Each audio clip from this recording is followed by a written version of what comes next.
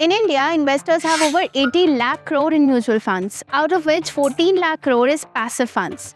But most investors don't really know why they chose one over the other.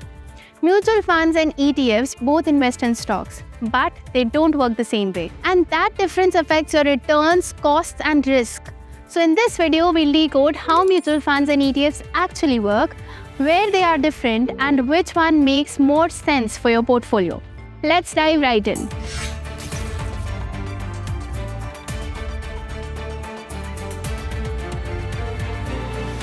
Today, India has nearly 1900 funds, equity funds, debt funds, index funds, and ETFs. But most investors don't actually choose between them. They invest because it sounds right or someone recommended it.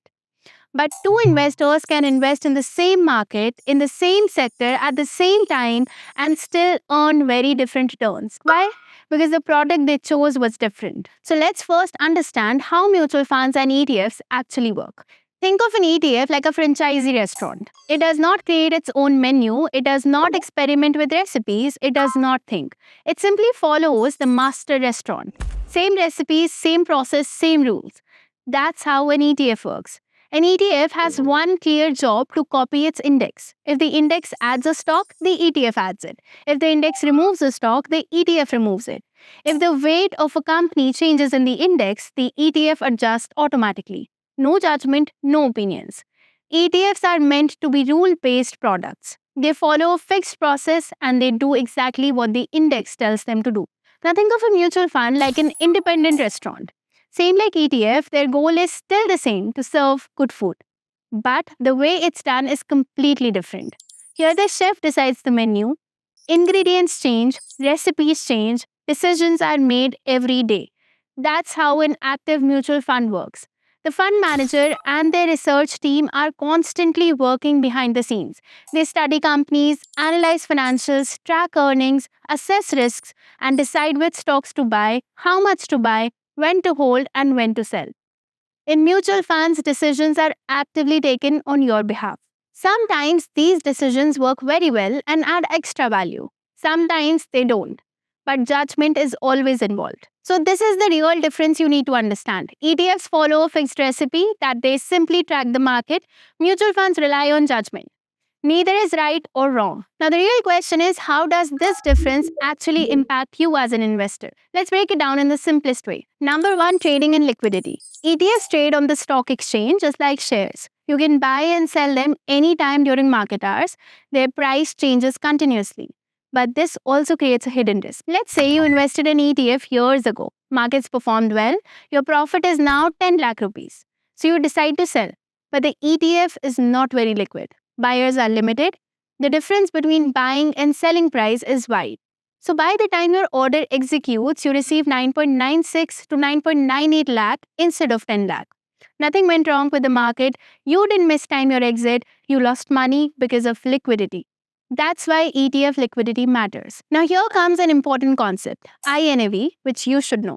Think of INAV as the real value of an ETF. It shows what the ETF should be worth based on the prices of the stocks inside it in real time.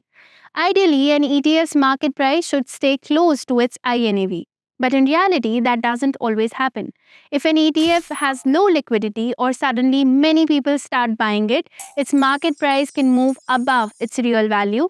That's called trading at a premium. And if people start selling it heavily, its price can fall below its real value. That's called trading at a discount. This is why with ETFs, liquidity and INAV are just as important as returns.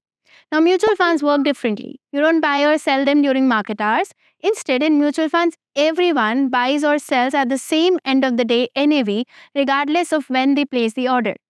Now, NAV simply means the price of one unit of a mutual fund. It is calculated based on the value of all the stocks the fund owns. So, if the fund's portfolio goes up, NAV goes up. If the portfolio falls, NAV falls. Whether you invest at 10 in the morning or 2 in the afternoon, you get the same NAV for that day.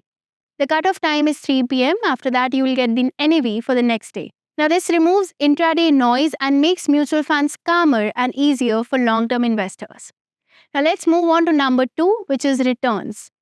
An ETF is designed to track an index. So if the Nifty rises by 15%, a Nifty ETF will also rise close to 15%, but not exactly the same.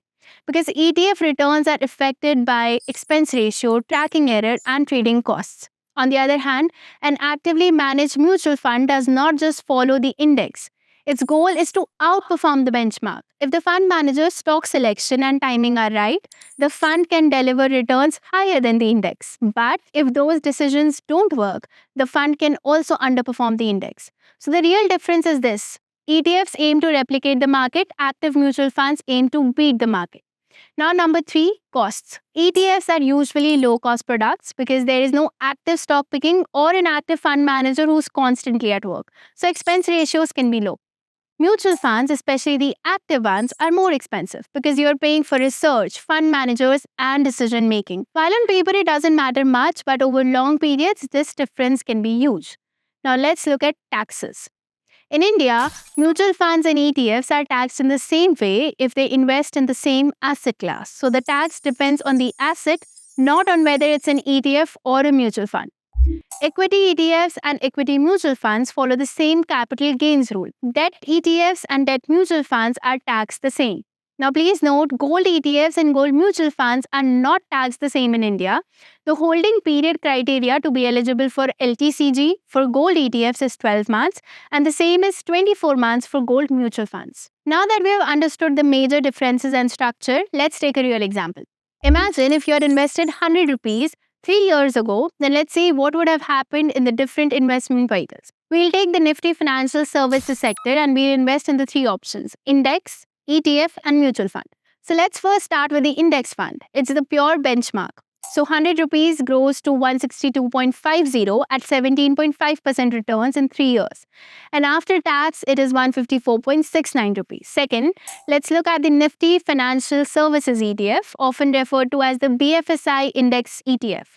The expense ratio here is 0.12%, which works out to roughly 39 paise on a 100 rupee investment over 3 years. Based on index performance and fund expenses, that 100 rupee grows to about 160.11 rupees. After taxes, you're left with around 152.60 rupees. Along with the fund's expense ratio, ETFs also involve trading related costs such as brokerage, STT on sell transactions, and execution costs, which can slightly affect the final amount you actually receive. Last is our BFSI Theme Mutual Fund, which has an expense ratio of 0.95%. That's 3.09 rupees gone in fees over 3 years. Returns are at 16.2%, so your 100 rupee becomes 149.75 rupees, and after taxes, you get 143.53 rupees. The gist here is, even when investments track a similar theme or index, this comparison shows that ETFs have delivered higher post-tax returns than actively managed mutual funds in this period in the past. But remember, this is just a historical example. Past performance does not guarantee future results. The real takeaway is simple. Before you invest, always understand the cost structure. Okay, one last important point. ETFs are not limited to just one sector. You can use ETFs to invest in almost any theme or asset class. For example, precious metals. In India, gold and silver ETFs are one of the most direct ways to invest in metals. They simply track commodity prices with no company risk and no fund manager decisions. And they also help diversify your portfolio. In fact, in November, around 87% of passive fund inflows came from gold and silver ETFs. This shows that investors are increasingly using ETFs not just for equities, but for diversification as well. ETFs also make global investing simple. Through international ETFs listed in India, investors can access global markets while investing in Indian rupees without opening a foreign account. For example, Nasdaq 100 ETFs provide exposure to global technology leaders, while Hang Seng ETFs offer access to Hong Kong listed companies. This allows investors to diversify beyond India and reduce country-specific risk using a straightforward ETF structure.